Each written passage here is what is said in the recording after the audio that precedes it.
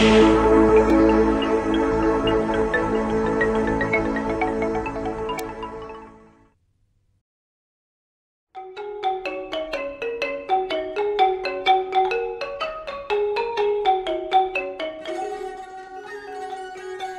វិធីព្រឹកថ្ងៃប្រហោះទី22ឧសភាឆ្នាំ2025ត្រូវនៅថ្ងៃ11រោចខែពិសាខឆ្នាំម្សាញ់សប្បុរស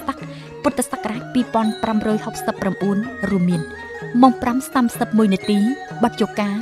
នារីបាក់លីវរៀនសូត្រនិងធ្វើតាមអំហុសម៉ោង 5:50 នាទីភាពយន្តប្រទេសក្រៅរឿងអ្នកក្លាហានស្រុកភូសាន់ម៉ោង 6:40 នាទីបទយកាអភិវឌ្ឍដំណាំឱសថនៅតំបន់ភ្នំម៉ោង 7 កម្មវិធីព័ត៌មានម៉ោង 7:20 នាទីកម្មវិធីទូរទស្សន៍ខេត្តសូមអញ្ជើញទស្សនិកជនទស្សនាខ្លឹមសារកម្មវិធី